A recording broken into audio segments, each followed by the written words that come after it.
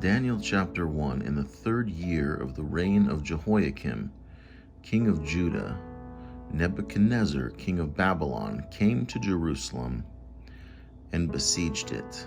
Sometimes, no matter where you are, if you're following God in the midst of God's people, no matter how secure you think you may be in the midst of God's own city, you may get besieged.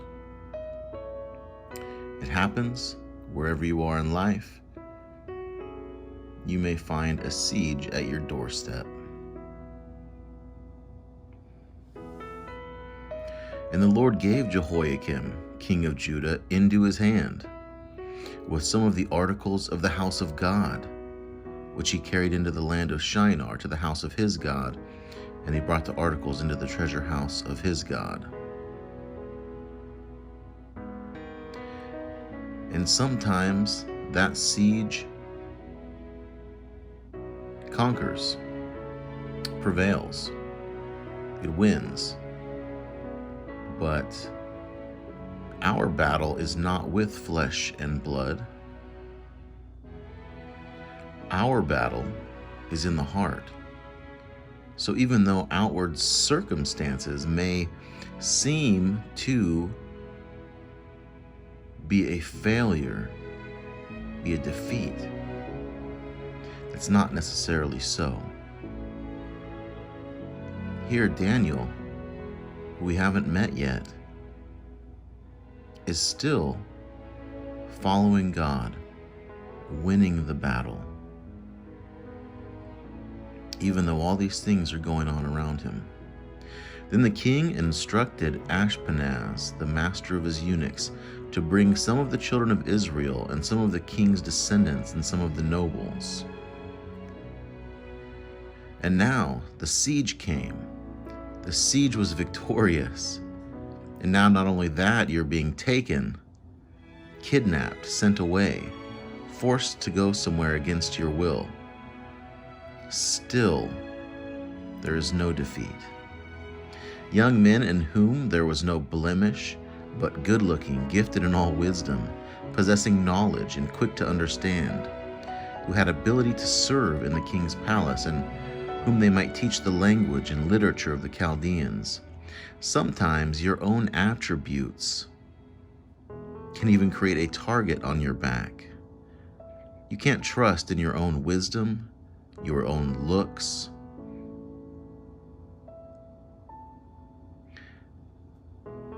because even those things can be used against you, as Daniel here found out and his 3 friends. And so not only taken away, singled out because of his good qualities, but then taken and told that they were going to be indoctrinated. They were going to be taught. They were going to be forced to go through schooling on the language of their captors and the literature of their captors. Now, this is as if a liberal today were forcefully taken from their home, brought to the White House of Trump, and Trump tells them, you're going to learn, we're going to make you stay here and study these languages, and these world political affairs, and that's going to be your job now. Daniel just goes along with it, trusting God. It's something to learn. And the king appointed for them a daily provision of the king's delicacies and of the wine which he drank. Now here you go. Now, in the previous example, or it would be like a conservative being taken by force, singled out, taken by force by a Biden-Harris administration to the White House. And they tell you they're going to force you to go through this schooling to learn the language that they want you to learn the literature, the knowledge that they want you to learn. But when you're taken, by your captor to this White House, let's say, you're getting fed all of the president's food right out of the White House kitchen, the president's drinks right out of the White House kitchen, the best food and drink money can buy. Well, that part sounds pretty good, right? At least they're feeding you with the best food and the best drinks, even though they're forcing you to go through what it says here, and 3 years of training for them, so that at the end of that time, they might serve before the king.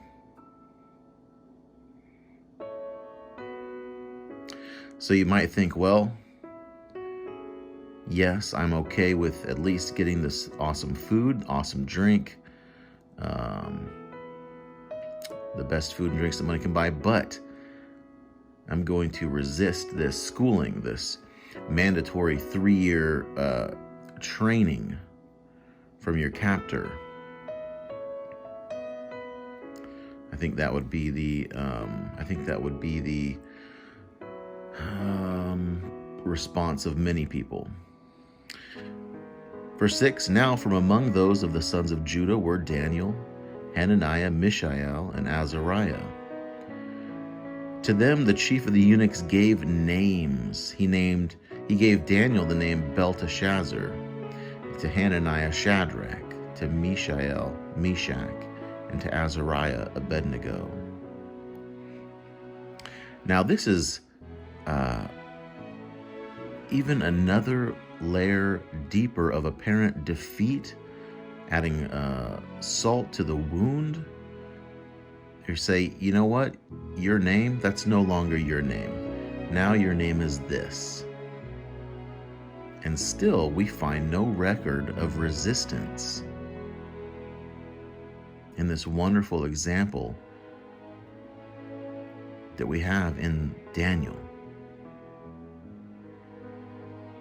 There was no, your name is Toby. What is your name? Kunta Kinte. Slash, whip on the back. What is your name? Kunta Kinte. Slash, whip on the back. What is your name? Kunta Kinte. Slash, whip on the back. There is no resistance even to an apparent complete domination. It looks like total defeat. The place of your life is besieged. And that siege is victorious. And then you're taken captive, taken away, singled out, forced into this training, given king's food. And then your name is changed. And no resistance, because we fight not against flesh and blood. Verse 8, but Daniel purposed in his heart that he would not defile himself with the portion of the king's delicacies, nor with the wine which he drank. Therefore he requested of the chief of the eunuchs that he might not defile himself. Daniel's first protest is to the one thing in this whole series of events that we might be tempted to say is the only good part. Well, at least in all of this, you are getting food from the White House kitchen and drinks from the White House kitchen. The best food and drinks that money can buy. At least you have that. And that is the one thing that Daniel protested, not the siege at Jerusalem. As God wills, he says. Not being taken away captive, as God wills, he says. Not being forced into 3 years of training by your captors, as God wills, he says. Not having your name changed, trying to strip you of your very identity, as God wills, he says. Because none of this intruded on his heart. None of this forced him to violate God's commands. None of this forced him to sin. And this is where passages like Romans 13, where the rubber really meets the road, where we are to be subject to all governing authorities so far as they don't cause us to transgress God's law. You can see that example played out here in Daniel's life. How far would you go in this biblical command to be subject to the governing authorities? Would you allow yourself to be sieged, to be taken captive? I know many patriots who would say, nope, you want to take my guns? Come get them, come try. You can pry my guns out of my cold, dead hands. But is that the resistance that God is calling us towards? Or do we have a higher purpose that we need to have our eyes on, our minds on?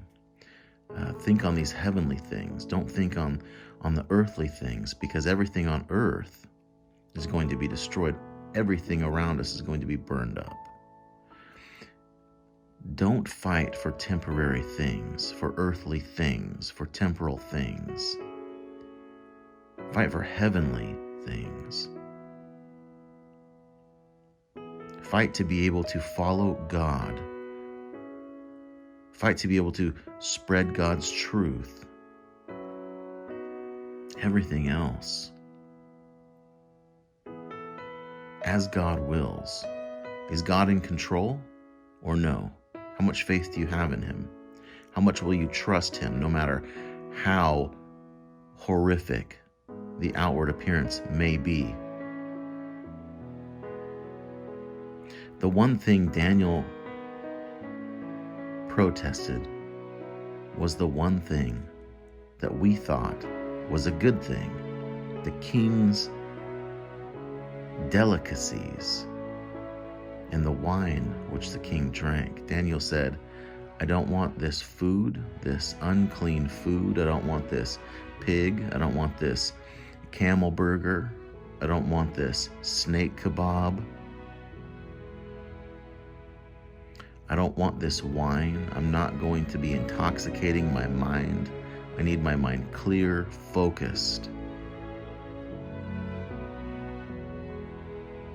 Because he's concentrating on the battle of his heart. The true battle. He wants his mind clear, his spirit ready and willing to follow God and to listen, to hear the voice of the Spirit speaking to his mind. Now God had brought Daniel into the favor and goodwill of the chief of the eunuchs. This is very much like Joel Osteen's teaching that it's stuck in my mind for some reason, that he teaches to bloom where you're planted. To bloom wherever you are planted, wherever you find yourself, wherever God allows you to be in this life. Bloom, make the best of it. God will give you favor. Be faithful to God in all situations. Again, like Joseph, sold by his brothers into slavery, ends up being sold to Egypt as a slave, ends up in Potiphar's house as a servant, a slave. No resistance. And God gave him favor to where in Potiphar's house he was the ruler over all the servants and the ruler over all of Potiphar's goods, all of Potiphar's wealth. Now, Joseph as well found himself a target because of his attributes, because he was a handsome, industrious young man. Potiphar's wife made sexual advances on him. But because he was mindful and faithful to God, he was able to withstand that battle that really mattered. That is the battle that he resisted. He did not resist being sold by his brothers into slavery to the caravan, didn't try to escape the caravan. Being sold into Egypt as a slave, didn't try to escape, didn't fight back. Being a slave in Potiphar's house, he served him well.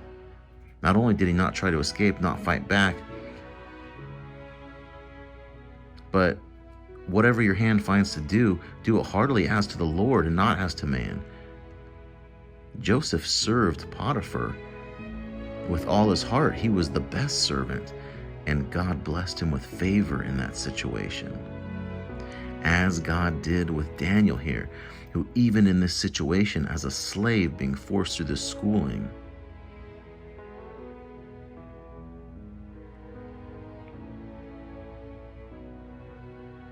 he gained great favor with the chief of the eunuchs, with his chief guard, you might say. And the chief of the eunuchs said to Daniel, I fear my lord the king, who has appointed your food and drink. For why should he see your faces looking worse than the young men who are your age? Then you would endanger my head before the king. Notice up here that it says that at the bottom of verse 8, therefore Daniel requested of the chief of the eunuchs that he might not defile himself. Did he demand? Did he try to hide the food, the unclean food that he didn't want to eat? Try to pour out the wine, try to give it to other prisoners and say that no. He politely requested, with all humility and meekness and love, he requested of the chief of the eunuchs, he requested the main guard, that he might not defile himself.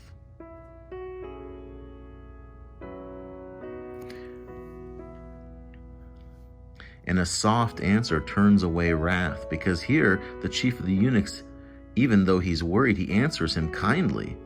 He doesn't say, absolutely not, and I'll chop off your head if you argue with me. Now he explains himself. He says, I fear the king. He's the one that gave the orders that you guys, all you little prisoners in this school, are supposed to eat the best food and the best drinks from his kitchen to keep you as healthy as possible, to make you good servants for us. But if you don't eat this food and this wine which I'm giving you, I fear you're gonna look unhealthy. You're gonna look pale and malnourished and thin, and then I'm afraid the king will kill me because I didn't feed you like I was supposed to. So Daniel said to the steward, whom the chief of the eunuchs had set over Daniel, Hananiah, Mishael, and Azariah, please test your servants for 10 days, and let them give us vegetables to eat and water to drink.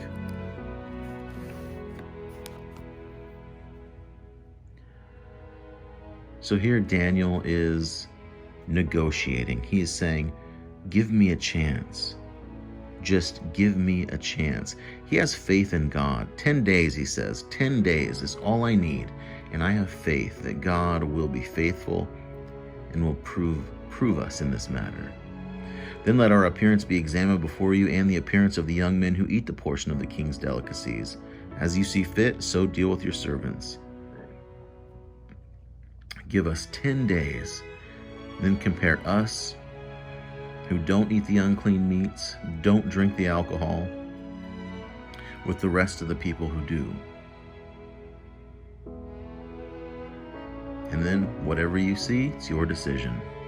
So he consented with them in this matter and tested them 10 days. Again, great favor. In the worst circumstances, just be faithful. The only time Daniel offered resistance to anyone is when they tried to force him to go against God's commands.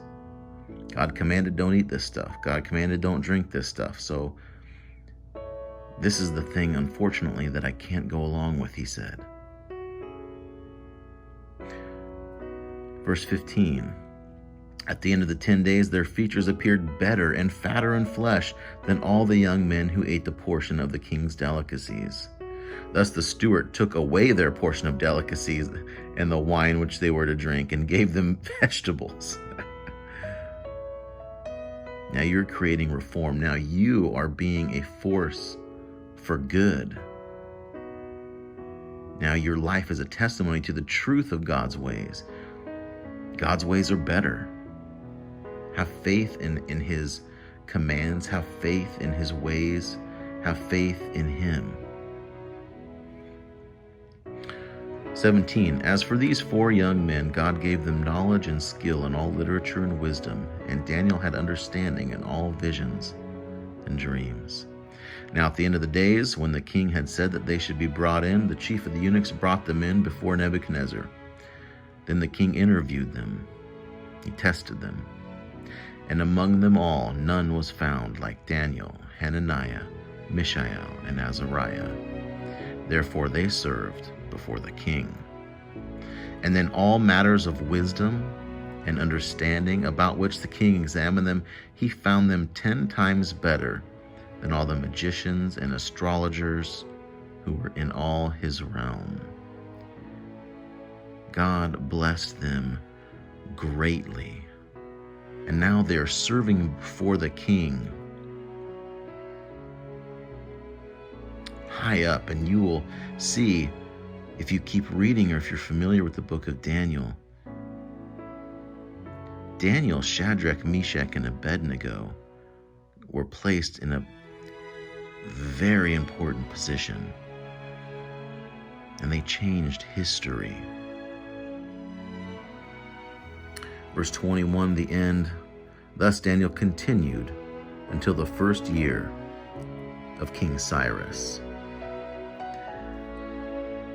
And what can we learn from that?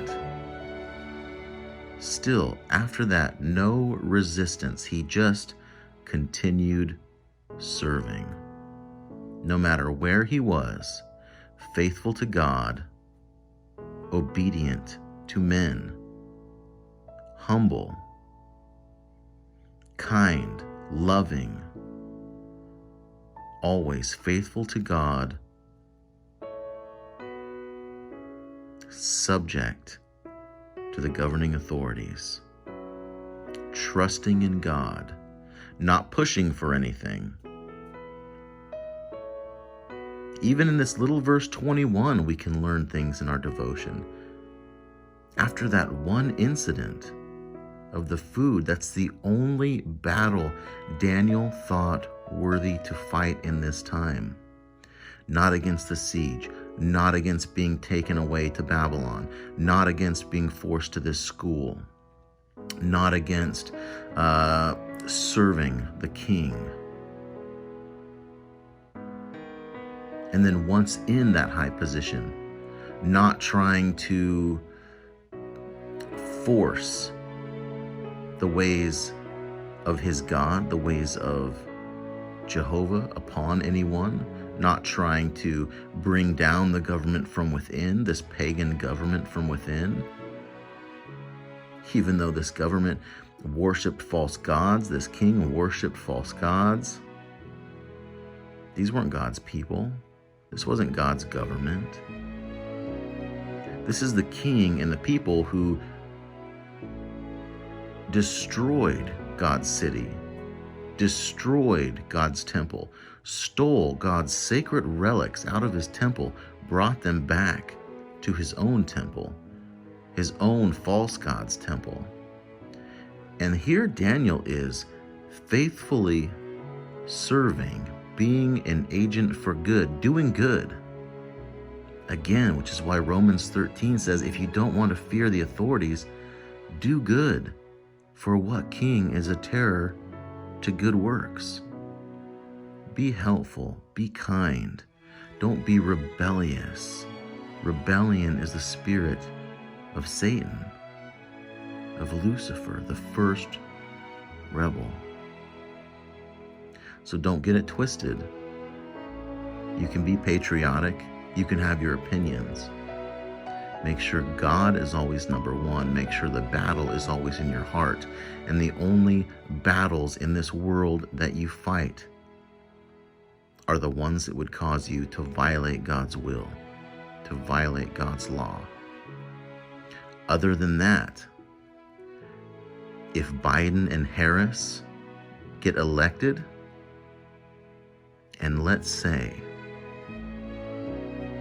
they pass a law to take guns from the people, and an officer shows up at your door to collect your registered guns, how will you react? If an officer says, because we've identified that you would be a possible benefit to this administration, so we're going to take you, relocate you to Washington, D.C. No, you don't have a choice. Come with us. How would you react? Are we willing to trust God no matter the circumstance? Are we willing to be humble, to lay down our pride in the dust, to not be rebellious, to let our only battle be in the heart, that we might follow God's commands, God's will always? This is a quick devotion on the first chapter of Daniel.